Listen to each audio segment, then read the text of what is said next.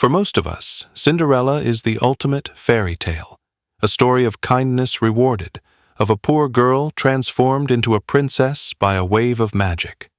But the version we know today hides something far darker. In the oldest tellings, Cinderella is not just a story about hope. It is a story about blood, betrayal, and the brutal lessons of power. Long before Disney's sparkling gown and glass slipper, Cinderella existed in forms that spoke to fear, control, and the cruelty of survival. Across cultures, from ancient China to medieval Europe, it was a tale shaped by hunger, patriarchy, and the harsh realities of class. Each retelling stripped or softened a truth society wasn't ready to face. This documentary explores the hidden layers beneath the fairy tale, tracing how a story of violence and submission was transformed into a dream of beauty and rescue. Because to understand Cinderella's magic, we first have to confront the darkness it was meant to hide, and that story begins much earlier than you might imagine. The story of Cinderella did not begin with a fairy godmother, a pumpkin carriage, or a lost slipper.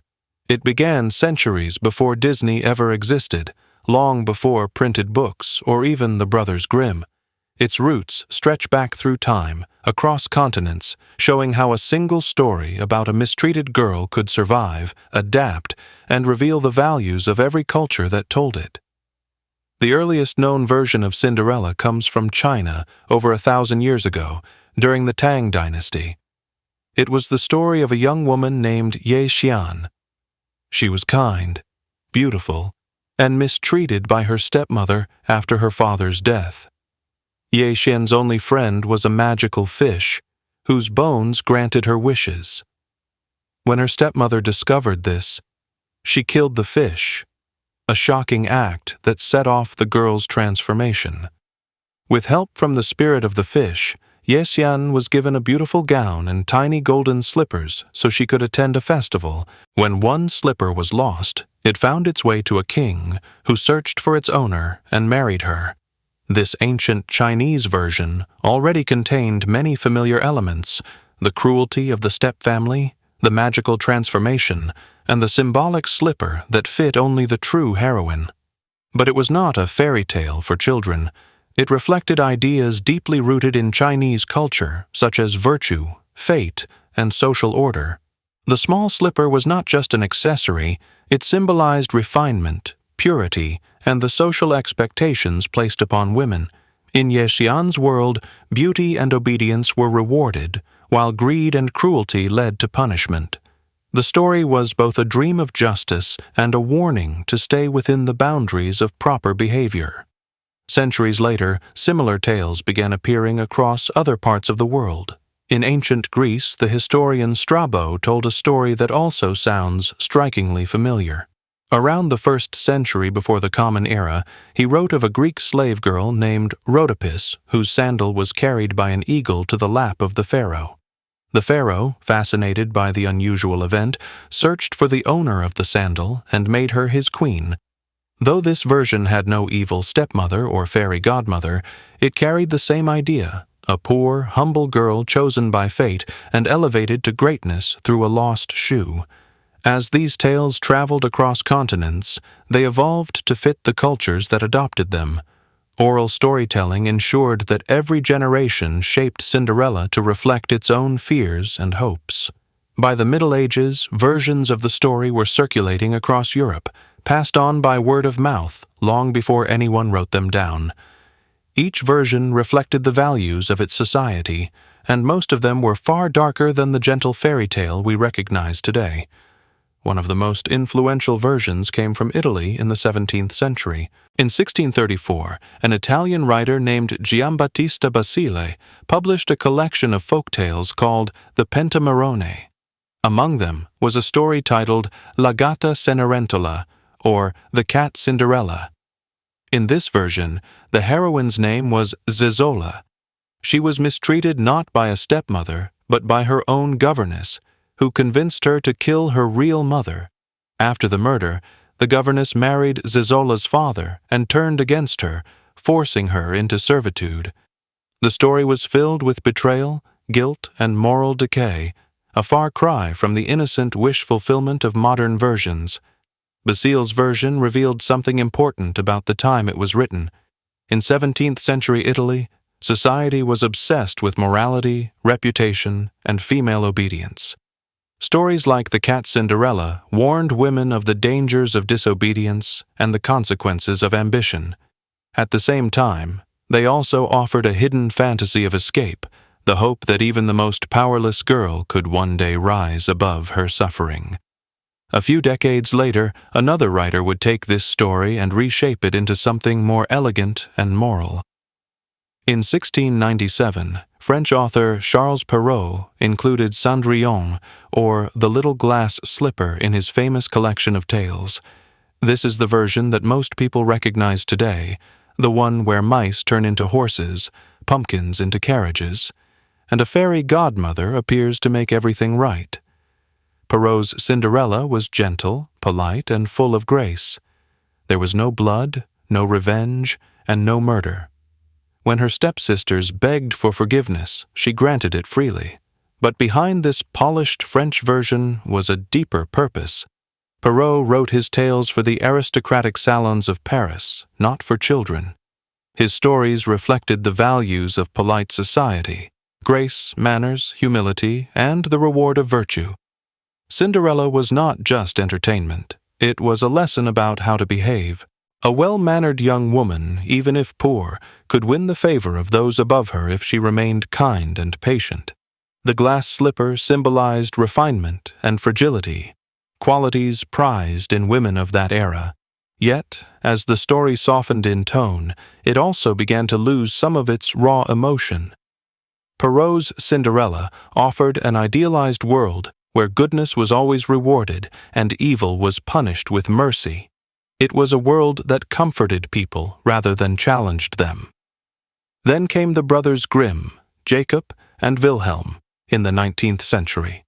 They were German scholars who collected folk tales from rural communities, hoping to preserve the old oral traditions of their homeland. Their version of Cinderella, titled Aschenputtel, was far darker and more brutal than Perrault's. In Aschenputtel, there is no fairy godmother. Instead, the girl plants a tree on her mother's grave and prays beneath it. Birds descend from the branches to help her, not through magic wands, but through faith and perseverance. The stepsisters are cruel, jealous, and obsessed with beauty. When the prince comes searching for the woman who fits the golden shoe, the sisters go to horrifying lengths to deceive him. One cuts off her toe, the other her heel, to make the shoe fit. Their trickery is revealed when blood stains the shoe, and later, at Cinderella's wedding, birds peck out their eyes as punishment. The Grimm version restored the violence and moral weight that Perrault had erased. It reflected a world that believed in divine justice, a moral universe where cruelty was punished, not forgiven. In the early 19th century, Europe was experiencing immense social and political change. The Grimm's stories appealed to people who longed for moral certainty in a world that was becoming industrialized and unstable. Aschenputtel became not only a story of hope, but also a warning about envy, greed, and moral corruption. By tracing the evolution of Cinderella from Ye Xian to Aschenputtel, we can see how each version mirrors the culture that shaped it. In China, the story was about virtue and fate. In Italy, it was about guilt and ambition. In France, it was about grace and manners.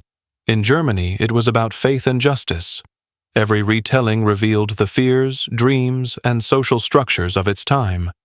What makes Cinderella so enduring is not just its plot, but its adaptability.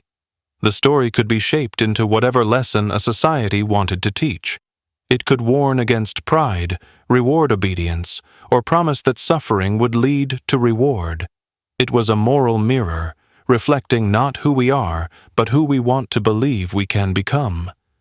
When the story crossed into the modern era, its meaning began to change once again.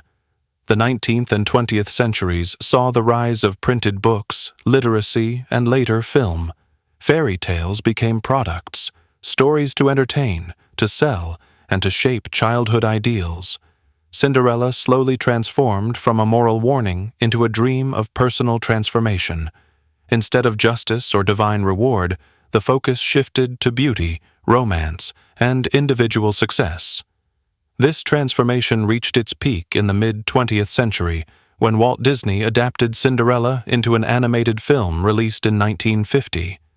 Disney's version erased nearly all traces of violence, grief, and faith.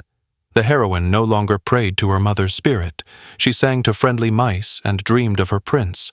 The story became a fantasy of wish fulfillment, a vision of perfect love and instant reward. To many, Disney's Cinderella became the definitive version, the one children around the world would grow up with. But it was also a reflection of its time. Post-war America valued optimism, family stability, and the belief that hard work and kindness could overcome hardship. The story fit perfectly into that cultural mood. Yet, in simplifying the tale, Disney also buried the centuries of fear, morality, and suffering that had once defined it. As Cinderella moved into the modern age, the story began to change in ways that revealed more about society than about the characters themselves. The central conflict, a girl's struggle against cruelty and injustice, remained, but what it meant, who caused it, and how it was resolved shifted dramatically. Each version reflected a new kind of tension, between poverty and wealth, between morality and desire, between who people were and who they wished to become. The oldest versions had dealt with survival in a harsh world, but as Cinderella entered more refined societies, the conflict evolved into something deeper, a reflection of the social and psychological struggles within those worlds. In early European tellings, the cruelty of the stepmother and sisters was not random. It symbolized the instability of family and inheritance, problems that were very real in the centuries when these stories were told. Stepchildren often competed for limited wealth and status, and marriage was one of the few paths for a woman to secure her future. Cinderella became a story about navigating those brutal hierarchies, a dream that the powerless might rise through fate, virtue, or even luck. By the time the brothers Grimm published Aschenputtel, the tale had become a battle between purity and corruption.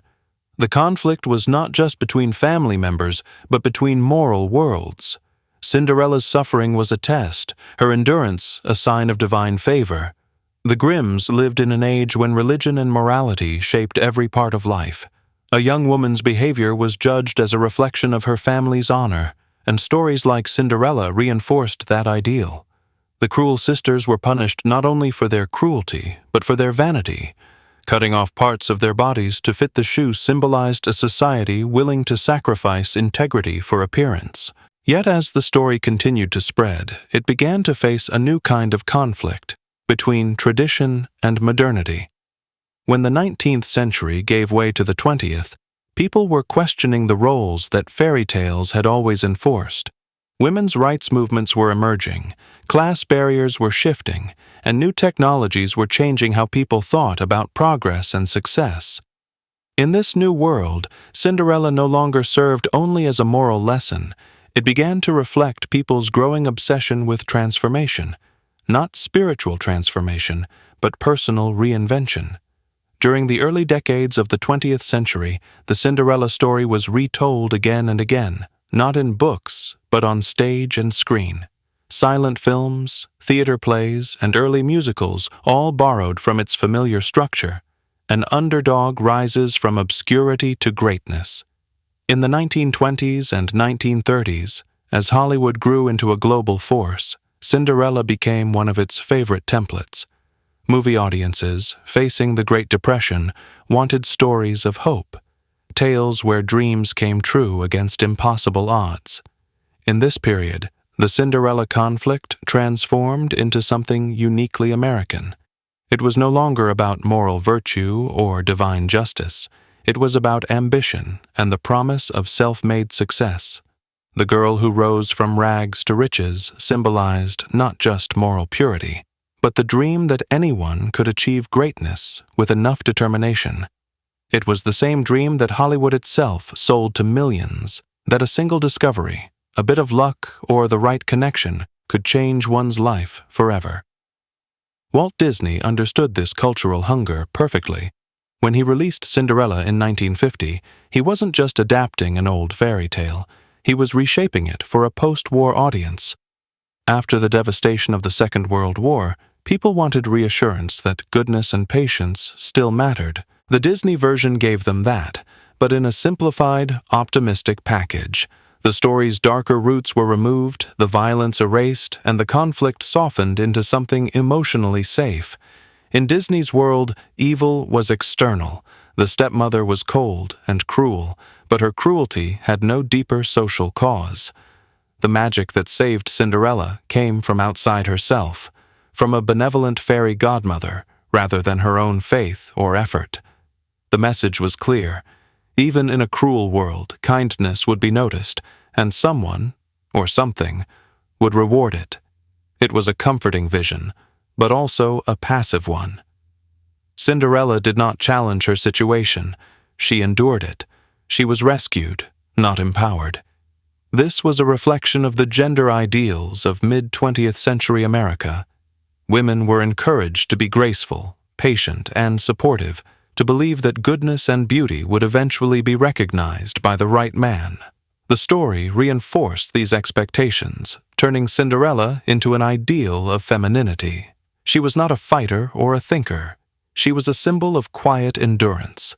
The conflict of survival became the conflict of waiting, the battle between despair and hope while remaining good. But outside the screen, the world was changing. As the feminist movements of the 1960s and 1970s grew stronger, many writers and critics began re-examining the story. They saw in Cinderella not a tale of hope, but a reflection of oppression. The stepmother and sisters represented not just personal cruelty, but a society that judged women by beauty and obedience. The glass slipper became a symbol of limitation, something delicate and restrictive, forcing women to fit into an ideal shape. In this period, the main conflict of Cinderella was reinterpreted through new eyes. Feminist scholars pointed out that the story rewarded passivity and punished rebellion. Cinderella's reward came only after she submitted completely to her circumstances. Her power lay not in action, but in endurance, in being chosen rather than choosing. This reading changed how people understood the fairy tale. What once seemed a story of triumph now appeared as a tool of control, a narrative that taught women to be silent, patient, and beautiful while waiting for salvation. Filmmakers and authors began experimenting with the story, turning it inside out to explore its darker meanings. Some modern versions gave the heroine her own agency, making her the one who shapes her destiny rather than being rescued. Others exposed the hypocrisy behind the original morals.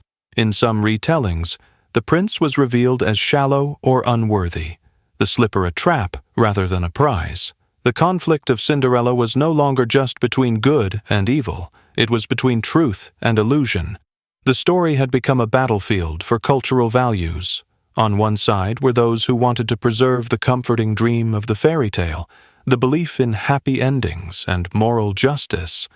On the other were those who wanted to expose the manipulation within that dream, how it masked real inequalities and social pressures. As this debate grew, so did the awareness of how deeply Cinderella had influenced global culture. Advertisements, romantic comedies, and even reality television began using its structure. The idea of the poor or plain girl being discovered and transformed into something glamorous became a cultural obsession. From beauty pageants to fashion makeovers, society began reenacting Cinderella over and over again, but in a modern, commercial form. This was perhaps the most significant development in the story's long history. What began as a moral tale about virtue surviving cruelty had become a consumer fantasy about transformation through consumption. The magic that once came from faith or kindness was now replaced by the magic of products. New clothes, cosmetics, and luxury brands promising to turn ordinary people into royalty. The conflict had shifted from moral survival to self-image. This modern transformation was not accidental. It reflected how media and commerce work together to sell dreams. The fairy tale structure, suffering, transformation, reward, became a template for advertising. Every product could now promise a Cinderella moment. The slipper became a metaphor for perfection, something only one person could possess, and everyone else had to chase. Yet, even within this commercialization, the darker undertones of the story never fully disappeared. The cruelty of the step-family found new forms, not through physical abuse, but through social comparison, competition, and judgment. In magazines, films, and social media, the same themes persisted: envy, exclusion, and the pressure to conform to impossible standards. The fairy tale had simply changed its language. Throughout these transformations, the story's emotional core, the desire to escape suffering and be seen, remained powerful. But the way that desire was portrayed had become more complex. In older versions, suffering was linked to morality. In modern ones, it became linked to self-worth.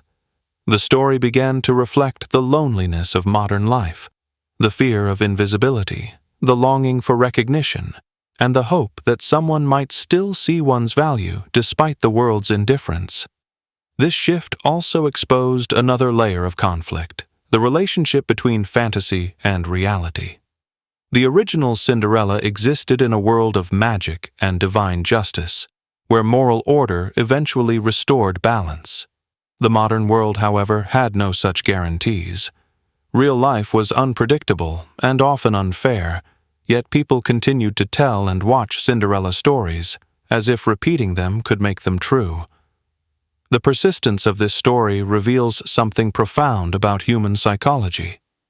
The conflict at its center, between despair and transformation, mirrors our own struggles. We all face moments when the world feels cruel and indifferent, and we dream of being seen, understood, or rescued. Cinderella gives that longing a form, even if it disguises the harsher truths behind glitter and romance. The story of Cinderella is more than just a fairy tale. It is a mirror reflecting what humanity values and fears. Across centuries and cultures, it has adapted to our collective hopes, the longing to be seen, loved, and rewarded after hardship. Yet beneath its simple surface lies a web of powerful symbols and meanings that reveal how societies shape identity, morality, and even power. At its core, Cinderella is a story about transformation. But this transformation is not only physical, it is moral, social, and emotional. In ancient versions like Ye Xian, the change was an act of divine justice. The gods or spirits intervened to correct a moral imbalance. In the European versions, transformation symbolized purity and inner virtue being revealed. In the modern world, it became about self-realization and personal reinvention. Each interpretation reflects the cultural mindset of its time.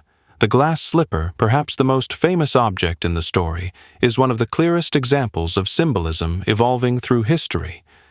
In the French version by Charles Perrault, it was verre, glass, a material that is delicate, transparent, and rare.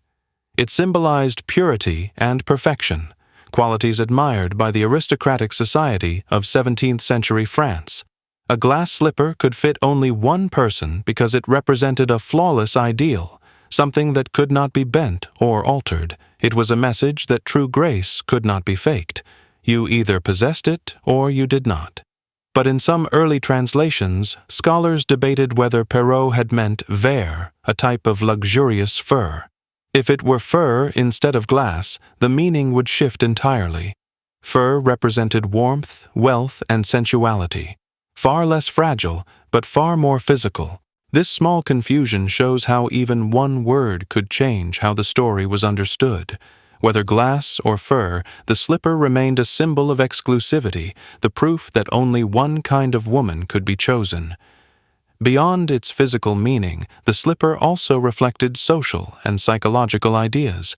It represented conformity, the pressure to fit into a narrow ideal of womanhood. For centuries, women were taught to mold themselves into shapes that society approved of: quiet, obedient, graceful. The slipper fit only one person, suggesting that the ideal was not just rare, but nearly impossible.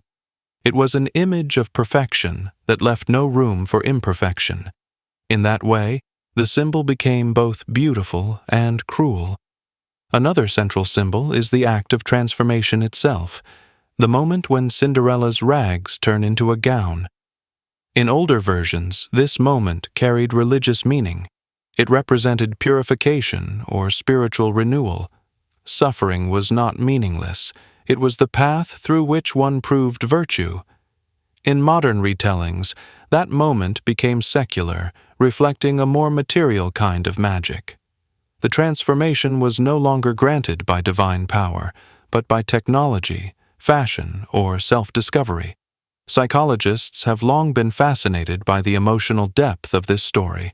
Bruno Bettelheim, a psychoanalyst who studied fairy tales, argued that Cinderella represents the universal struggle between rejection and self-worth. The cruel stepfamily symbolizes the internal voices of doubt and self-hatred, forces that tell us we are unworthy or invisible. The fairy godmother, in turn, represents the rediscovery of self-belief, the inner voice that says, transformation is possible. Bettelheim's interpretation shows why the story remains emotionally powerful. Even when we no longer believe in magic, we recognize the feeling of wanting to be seen for who we truly are. Across cultures, this emotional pattern repeats with striking consistency. In the Vietnamese version known as Tam and Cam, the kind and patient Tam is abused by her stepmother and sister, much like Cinderella. But unlike the European story, Tam's transformation comes after her death. She is reincarnated several times, each time returning in a new form until justice is finally served. This version, rooted in Buddhist ideas of karma and rebirth, carries a message about the endurance of the soul rather than the beauty of the body. The conflict is resolved not through marriage but through cosmic justice. Evil destroys itself over time. In the Native American story of the rough-faced girl, the heroine's transformation is also moral and spiritual. Her scars, caused by fire and cruelty, make her appear ugly to others. Yet when she meets the invisible being, a spiritual figure who can only be seen by those with pure hearts, her inner goodness reveals her true beauty. Here, the transformation is not granted by magic, but by self-acceptance and faith. These global versions show that the Cinderella pattern, suffering followed by revelation, taps into something far deeper than fashion or fantasy. It speaks to the human desire for moral balance in a chaotic world. As the story evolved in the modern era, its symbolism began to influence how people thought about identity and success. The fairy tale's core idea, that suffering is rewarded if one remains kind and patient, became embedded in popular culture. From romantic comedies to talent shows, the Cinderella story became a label for any unexpected success. But while this idea seems harmless, it also carries hidden consequences. The fairy tale suggests that reward comes not from action, but from endurance. The heroine does not fight her oppressors, she waits until she is chosen. In a society that values competition and ambition, this passivity sends a mixed message. It teaches that recognition will come naturally to those who deserve it, rather than to those who demand it. This idea has shaped how generations of people, especially women, think about achievement and self-worth. In advertising and entertainment, the Cinderella moment has become a powerful marketing tool. Beauty companies promise transformation through their products. Fashion brands sell the fantasy of being chosen, and films repeat the image of the girl becoming the princess. The story's moral has been turned into a commercial message. Buy this, wear this, and your life will change. The magic that once came from spiritual or moral transformation is now replaced by material transformation. Yet, despite these modern distortions, the core of Cinderella still resonates. It reminds people that cruelty exists and that goodness, though often ignored, has power. It captures the emotional truth that recognition, being seen and valued, is one of the deepest human needs. Whether in a royal ballroom or a modern office, people still long for that moment when their hidden worth is finally revealed. The story's global impact also reveals how adaptable it is. In Japan, for example, Cinderella was reinterpreted through the lens of social harmony and humility.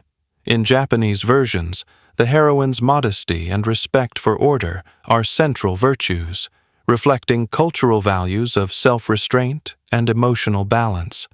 In contrast, Western versions highlight individuality and personal destiny.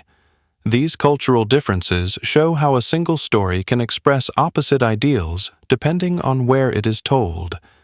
In Africa, storytellers adapted Cinderella into folk tales, where the heroine's transformation is achieved through community and ancestral spirits rather than personal magic.